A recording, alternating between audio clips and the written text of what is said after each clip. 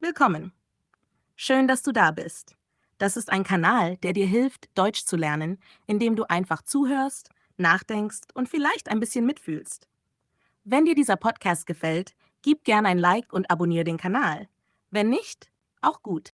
Schreib einfach in die Kommentare, was dir fehlt. Aber bleib dabei, denn hier geht es um Dinge, die uns alle betreffen. Heute möchte ich über etwas sprechen, das in unserer Zeit fast verloren gegangen ist. Über Ruhe, nicht über Stille im Raum, sondern über Ruhe im Kopf.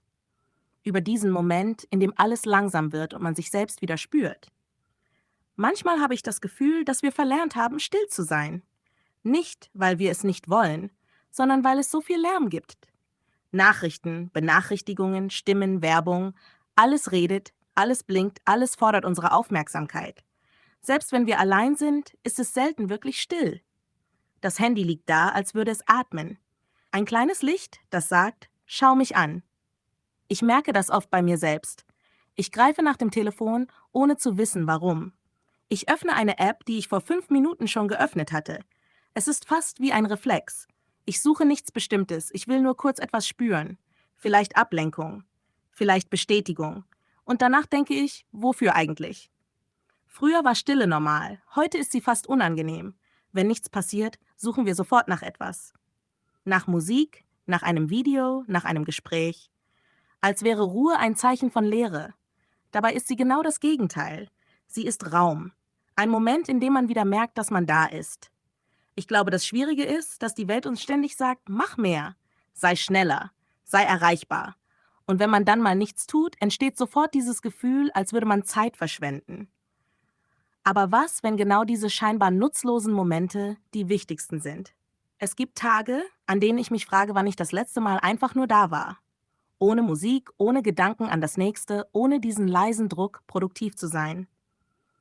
Und dann merke ich, wie schwer das geworden ist. Wir haben immer einen Plan, ein Ziel, ein To-Do.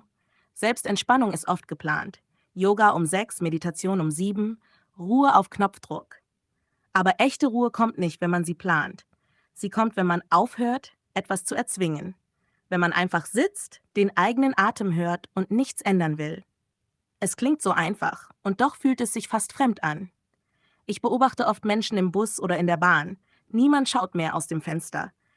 Alle schauen auf Bildschirme. Ich mache das auch. Es ist wie ein kleiner Schutz. Man will nicht allein wirken, nicht gelangweilt. Doch wenn man den Blick hebt, sieht man etwas anderes. Gesichter, die müde aussehen. Nicht körperlich, sondern innerlich. Als würde der Kopf nie aufhören zu laufen. Manchmal denke ich, dass wir uns selbst vergessen haben, weil wir ständig mit etwas anderem beschäftigt sind. Wir hören zu, aber denken schon an die Antwort. Wir gehen spazieren, aber nur mit Kopfhörern. Wir essen, während wir scrollen. Wir sind überall, nur nicht hier. Und das Verrückte ist, wir merken es kaum, denn alle machen es. Es ist normal geworden, immer beschäftigt zu sein. Wenn man nichts tut, fühlt man sich fast schuldig. Und trotzdem fehlt uns etwas. Etwas, das man nicht kaufen, nicht downloaden, nicht planen kann. Ruhe ist kein Luxus, sie ist ein Bedürfnis. Unser Körper weiß das, auch wenn wir es vergessen. Wenn du mal wirklich still wirst, merkst du, wie laut du innerlich bist. Gedanken, Erinnerungen, Sorgen, alles kommt hoch. Und genau davor fliehen viele. Wir nennen es keine Zeit. Aber oft ist es einfach Angst, sich selbst zu begegnen. Ich erinnere mich an einen Moment, an dem ich ohne Musik spazieren ging. Kein Ziel, kein Podcast, kein Plan, nur Schritte. Erst war es seltsam. Ich wollte sofort mein Handy nehmen. Dann, nach ein paar Minuten, wurde es anders. Ich hörte Geräusche, die ich sonst nie bemerke.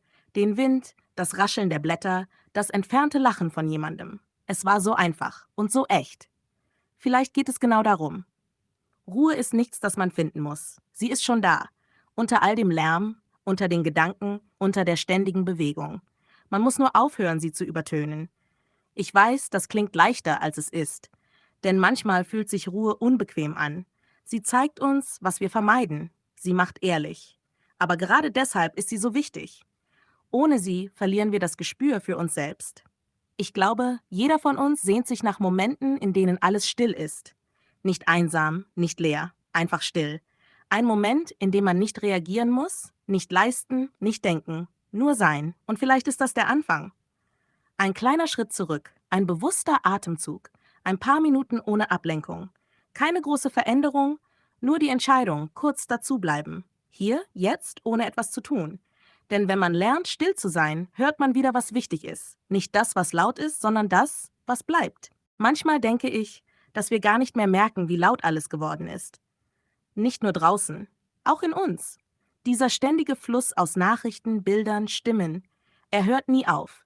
Und selbst wenn es ruhig ist, bleibt er in uns weiterlaufen, wie ein leiser Rest von Bewegung, den man nicht stoppen kann. Es ist erstaunlich, wie sehr uns diese Dauerbeschallung verändert. Früher war eine Pause einfach eine Pause. Heute ist sie ein Moment, den wir sofort füllen müssen. Wir holen das Handy heraus, scrollen, lesen, hören, tippen. Jede Sekunde will etwas sein.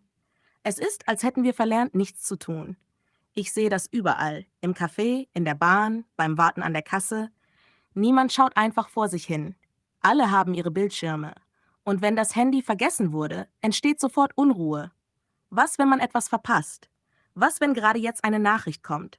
Aber das, was wir dabei verlieren, ist schwer zu sehen. Es ist nicht laut. Es fehlt einfach etwas. Dieses Gefühl, ganz bei sich zu sein. Konzentration, die nicht abgelenkt ist. Gedanken, die Zeit haben, sich zu entwickeln. Wir sind ständig beschäftigt, aber selten erfüllt. Und ich glaube, das ist der eigentliche Preis der Ablenkung. Beschäftigt zu sein, gibt uns das Gefühl, wichtig zu sein. Erfüllt zu sein, fühlt sich dagegen still an. Da ist kein Lärm, keine Eile, nur das Gefühl, dass etwas Sinn ergibt. Und genau das macht uns heute oft Angst. Ich merke es, wenn ich arbeite. Ich kann eine Stunde konzentriert bleiben und dann greife ich automatisch zum Telefon. Nicht, weil ich muss, sondern weil mein Kopf Abwechslung will. Diese ständige Bewegung ist wie ein kleiner Hunger, der nie satt wird. Wir denken, wir entspannen uns, wenn wir scrollen. Aber eigentlich füllen wir nur die Stille, weil sie uns fremd geworden ist. Und das hat Folgen. Nicht nur für unsere Zeit, auch für unsere Gefühle. Wenn man nie still ist, spürt man irgendwann weniger. Freude wird flacher, Traurigkeit wird kürzer. Alles rauscht vorbei, ohne wirklich da zu sein. Ich habe einmal beobachtet, wie jemand im Park auf einer Bank saß. In der einen Hand das Handy, in der anderen ein Coffee to go. Es war ein schöner Tag, sonnig, ruhig. Und doch sah diese Person nie auf. Kein Blick in die Bäume, kein Atemzug ohne Bewegung. Nur ein endloses Scrollen. Ich glaube, viele von uns sind genauso. Nicht, weil wir es wollen, sondern weil wir es nicht anders können. Der Kopf braucht Pausen. Nicht nur der Körper. Wenn man ihn ständig mit Eindrücken füttert, wird alles gleich. Man verliert den Unterschied zwischen Wichtigem und Unwichtigem, zwischen lautem Glück und leiser Zufriedenheit. Und dann gibt es diesen Moment, den du vielleicht kennst. Du legst dich abends hin, schaltest alles aus. Und plötzlich ist da diese innere Unruhe. Der Kopf läuft weiter. Gedanken, Erinnerungen, To-Dos. Es ist, als hätte sich all das, was du tagsüber weggeschoben hast, angesammelt. Und jetzt, im Stillen, kommt es zurück. Viele halten das nicht aus. Deshalb schlafen sie mit Musik ein, mit Serien, mit Stimmen im Hintergrund. Nicht, weil sie Unterhaltung wollen, sondern weil sie die Stille nicht ertragen. Sie konfrontiert uns mit dem, was wir vermeiden. Aber vielleicht ist genau das, was wir brauchen. Die Stille zeigt, was wir wirklich fühlen. Und sie erinnert uns daran, dass wir nicht unendlich aufnehmen können. Ich glaube, Ablenkung ist nicht nur ein modernes Problem. Sie ist eine Flucht, eine kleine Flucht vor uns selbst. Wir sagen, wir hätten keine Zeit für Ruhe. Aber die Wahrheit ist, wir haben oft einfach Angst vor ihr. Denn wenn alles still ist, hören wir uns selbst. Und das ist gar nicht so leicht. Da kommen Gedanken, die man sonst nicht hört. Fragen, die man lieber vermeidet. Vielleicht auch Traurigkeit, die man überspielt. Aber da ist auch etwas anderes. Klarheit. Ich erinnere mich an einen Moment, an dem ich mein Handy absichtlich ausgeschaltet habe. Nur für eine Stunde.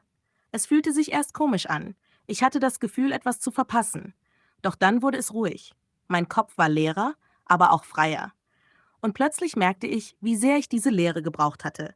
Diese ständige Ablenkung kostet uns mehr, als wir denken. Nicht Geld, sondern Tiefe.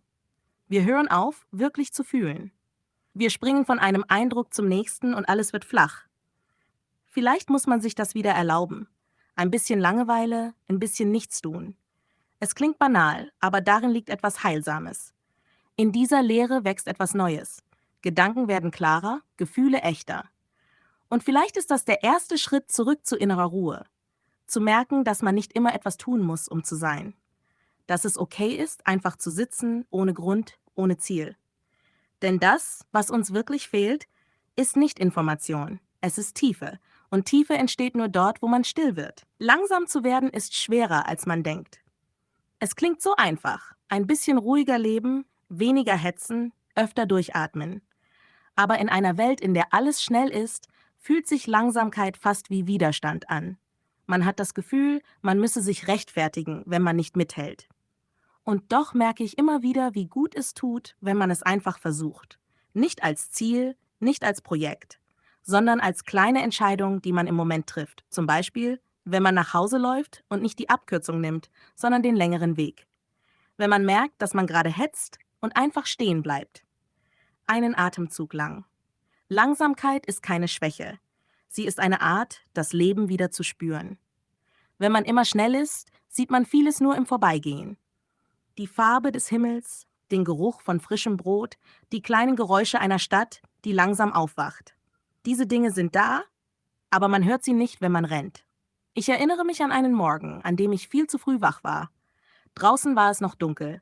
Kein Verkehr, keine Stimmen, nur das leise Summen der Welt. Ich setzte mich ans Fenster und machte einfach nichts. Kein Handy, kein Kaffee, keine Musik. Und nach einer Weile passierte etwas. Die Zeit schien stillzustehen. Es war nicht die Welt, die ruhiger wurde. Es war ich. Seitdem glaube ich, dass Entschleunigung nicht bedeutet, alles zu verändern. Es bedeutet, kleine Räume zu schaffen, in denen man wieder ankommt. Beim Gehen, beim Atmen, beim Zuhören. Man muss nicht meditieren oder in den Wald ziehen. Es reicht, aufmerksam zu sein. Ich habe angefangen, ab und zu ohne Ziel spazieren zu gehen. Nicht um Kalorien zu zählen, nicht um Schritte zu messen, einfach nur um zu gehen. Erst fühlt es sich komisch an. Der Kopf sucht sofort nach einem Zweck. Aber nach einer Weile merkt man, wie still es werden kann.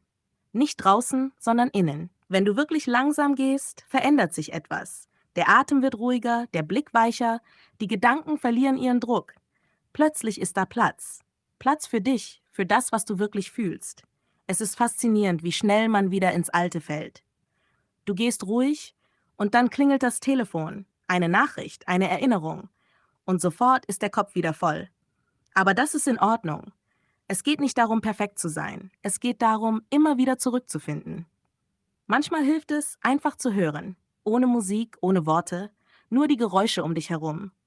Schritte auf dem Boden, das Knacken eines Astes, das ferne Lachen eines Kindes. Diese kleinen Klänge bringen dich zurück in den Moment. Sie erinnern dich daran, dass du lebst, jetzt, hier in diesem Atemzug. Ich hatte einmal einen Tag, an dem alles laut war. Arbeit, Nachrichten, Gespräche, Termine. Es fühlte sich an, als würde der Kopf platzen. Ich ging raus, ohne Plan, einfach nur weg vom Lärm. Die Stadt war voll, Autos, Stimmen, alles bewegte sich. Und plötzlich, mitten in diesem Chaos, kam ein Moment der Ruhe. Kein äußerer, ein innerer. Ich stand da, atmete tief und für ein paar Sekunden war alles still. Nicht, weil die Welt ruhig wurde, sondern weil ich aufhörte, gegen sie anzukämpfen. Da habe ich verstanden. Ruhe ist nichts, das man findet, wenn alles perfekt ist. Sie ist etwas, das man übt, wie ein Muskel, der stärker wird, wenn man ihn benutzt. Viele denken, Ruhe kommt, wenn man alles abschaltet. Aber das stimmt nicht. Sie kommt, wenn man lernt, mitten im Lärm still zu bleiben. Wenn man versteht, dass man den Sturm draußen nicht stoppen muss, um Frieden zu spüren. Ich glaube, das ist die Kunst der Langsamkeit. Nicht alles zu verlangsamen, sondern selbst langsamer zu werden. Zu merken, dass man wählen kann. Ob man reagiert oder atmet. Ob man hetzt oder einfach schaut. Manchmal frage ich mich, wann wir aufgehört haben, uns Zeit zu nehmen. Zeit, um wirklich zu essen, wirklich zu reden, wirklich zu leben. Alles ist getaktet, geplant, gemessen. Und doch fühlt sich so vieles leer an. Vielleicht, weil wir die Zwischenräume vergessen haben. Langsamkeit schafft diese Zwischenräume wieder. Sie gibt uns zurück, was wir im Tempo verlieren. Das Gefühl von Tiefe. Wenn du langsamer wirst, bekommst du dein Leben nicht weniger. Du bekommst es näher. Ich sehe das auch in kleinen Momenten mit anderen Menschen. Wenn jemand wirklich zuhört, ohne aufs Handy zu schauen. Wenn ein Gespräch nicht gehetzt ist, sondern einfach fließt. Da ist was Echtes. Etwas, das in Eile nie entstehen kann. Ich glaube, jeder von uns hat diesen Punkt, an dem man merkt, es reicht. Es muss nicht immer schneller gehen. Man darf auch langsam sein. Und in diesem Langsam liegt keine Schwäche, sondern Wahrheit. Denn Ruhe ist kein Ort, zu dem man flieht. Sie ist eine Haltung, ein Ja zu dem, was jetzt ist. Und wenn man das einmal spürt, will man gar nicht mehr zurück in das alte Tempo. Ich glaube, dass Ruhe nicht nur etwas ist, das man in sich selbst findet, sondern auch etwas, das man in Beziehungen spüren kann. Wenn man innerlich stiller wird, verändert sich die Art, wie man mit anderen spricht, wie man zuhört, wie man reagiert. Plötzlich merkt man, dass vieles gar keine schnelle Antwort braucht. Dass ein Moment des Schweigens manchmal ehrlicher ist als jedes gut gemeinte Wort. Früher hatte ich oft das Gefühl, immer etwas sagen zu müssen. Eine Reaktion, eine Meinung, ein Kommentar. Wenn jemand mir etwas erzählte, suchte ich sofort nach einer Antwort. Ich wollte helfen, trösten, erklären. Heute denke ich, dass Zuhören manchmal das Wichtigste ist, was man tun kann. Einfach da zu sein, ohne gleich zu reagieren, ohne den Drang, etwas zu lösen. Es ist erstaunlich, wie selten Menschen wirklich zuhören. Meist warten sie nur auf den Moment, in dem sie wieder selbst sprechen können. Aber wenn du wirklich still wirst, wenn du nicht nur die Worte hörst, sondern den Menschen dahinter, verändert sich etwas. Du spürst, was gemeint ist, auch zwischen den Zeilen. Ich erinnere mich an ein Gespräch mit jemandem, der traurig war. Ich wusste nicht, was ich sagen sollte, also sagte ich nichts. Ich saß einfach da, neben ihm. Erst fühlte sich das merkwürdig an. Diese Stille war dicht, fast unangenehm. Aber nach einer Weile wurde sie weich. Es war, als würde die Luft ruhiger werden. Kein Wort war nötig, es reichte, da zu sein. In solchen Momenten merkt man, dass Ruhe Verbindung schafft. Nicht die lauteste Stimme, nicht das klügste Argument, sondern das stille Dasein. Manchmal ist das Schweigen in einer Unterhaltung kein Zeichen von Leere, sondern von Nähe. Viele Menschen fürchten Stille zwischen Worten. Sie denken, sie müssten die Lücke füllen. Aber diese Lücken sind oft die schönsten Momente. Da atmet das Gespräch. Da kann etwas entstehen, das tiefer ist als Sprache. Ich glaube, wer innerlich ruhig ist, hört anders. Man hört nicht mehr, um zu antworten, sondern um zu verstehen. Und das spüren andere. Sie merken, dass sie nicht bewertet werden, nicht unterbrochen, nicht korrigiert. Es entsteht Vertrauen. Leise, aber stark. Wenn man selbst ruhiger wird, fällt einem auch auf, wie oft Gespräche eigentlich Kämpfe sind. Kleine, freundliche Kämpfe um Recht, um Aufmerksamkeit, um Verständnis. Und wenn man aufhört, daran teilzunehmen, verändert sich die Dynamik. Plötzlich muss niemand mehr gewinnen. Es geht nicht mehr darum, wer lauter ist, sondern wer offener bleibt. Ich hatte einmal eine Situation, in der jemand sehr aufgebracht war. Früher hätte ich versucht, ihn zu beruhigen, zu erklären, warum es nicht so schlimm ist. Dieses Mal tat ich nichts. Ich hörte nur zu. Und irgendwann, nach ein paar Minuten, wurde seine Stimme leiser. Er sah mich an und sagte: „Danke, dass du einfach zugehört hast." Ich glaube, das war das erste Mal, dass ich wirklich verstanden habe, was Zuhören bedeutet. Manchmal braucht der andere keine Lösung, nur Raum. Und diesen Raum kann man nur geben, wenn man selbst ruhig ist, wenn man nicht sofort mit den eigenen Gedanken dazwischen geht. Auch in Beziehungen verändert Ruhe vieles.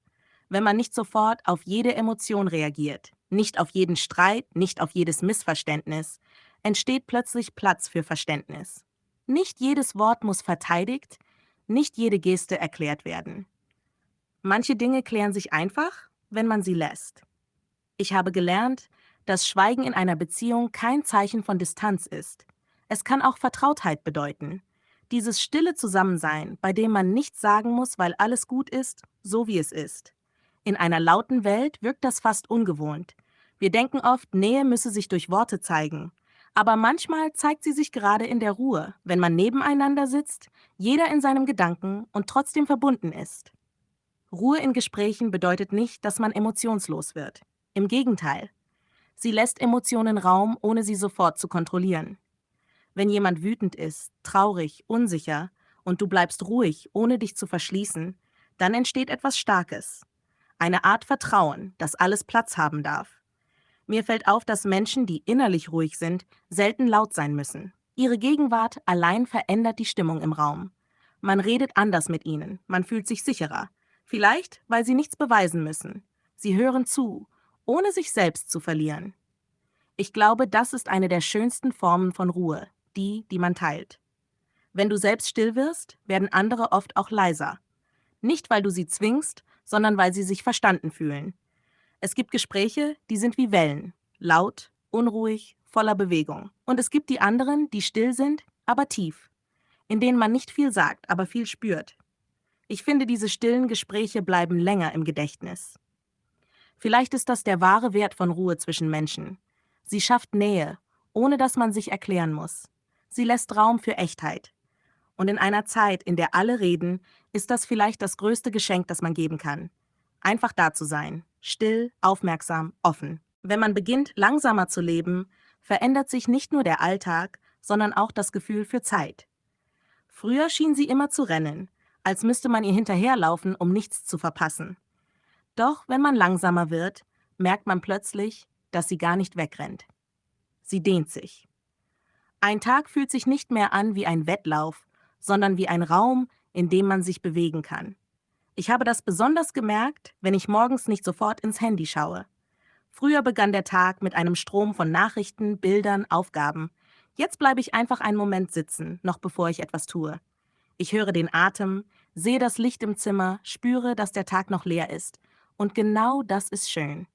In dieser Leere liegt Freiheit. Man sagt oft, man solle das Leben genießen.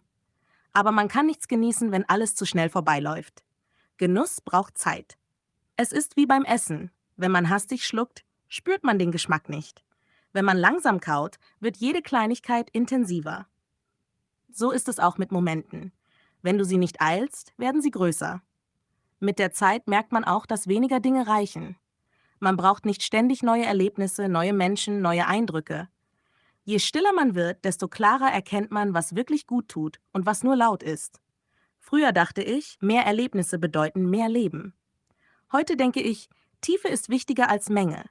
Es ist, als würde das Leben eine andere Farbe bekommen. Früher war alles grell, schnell, wechselnd. Jetzt ist es ruhiger, wärmer, echter. Die Freude wird leiser, aber bleibt länger.